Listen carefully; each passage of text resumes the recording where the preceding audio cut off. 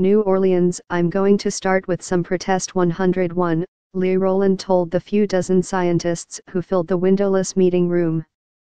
You know, basic rules for making sure if you go out and protest, you don't get arrested. Her audience shifted in their seats. They included experts in Martian landscape evolution and glacier melting rates. For many, this information was new. They'd come to New Orleans for the annual meeting of the American Geophysical Union, the Comic-Con of the Earth, Space, and Climate Sciences.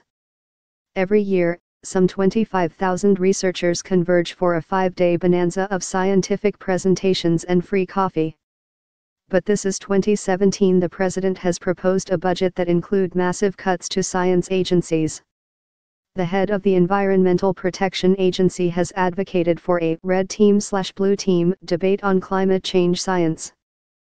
In April, tens of thousands of people took to the streets in a March for Science, chanting slogans like "Science cures alternative facts." For some AGU attendees this year, activism is on the agenda.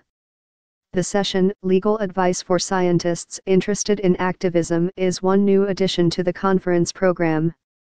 Lauren Kurtz, an attorney with the Climate Science Legal Defense Fund, said she suggested it after working with organizers of the March for Science, most of whom were researchers with no previous activism experience.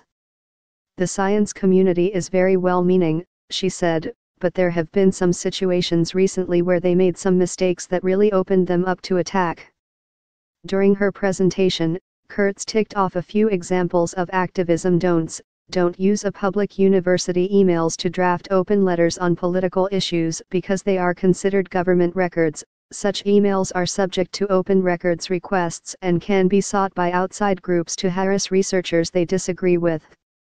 Don't wear your NASA apparel to the March for Science or invite colleagues to a protest at the end of the weekly faculty meeting. Such activities could run afoul of anti-lobbying restrictions or workplace policies.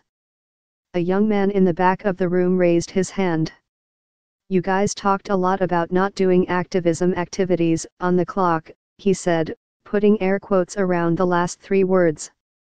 I feel like in science there is no clock.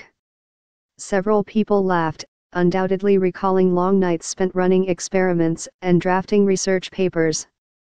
But the attorneys were serious. If it has to wait till you get home at 2 a.m. to send that email, that's what you have to do, said Rowland, who works for the American Civil Liberties Union. Audience members continued to pepper Rowland, Kurtz, and fellow CSLDF attorney Susan Rosenthal with questions for more than an hour. They ended things only when they had to vacate the room for the next session. This is a community that hasn't historically been super into public protests, Kurtz said as she packed up her materials. But we had a huge swell of interest post-election.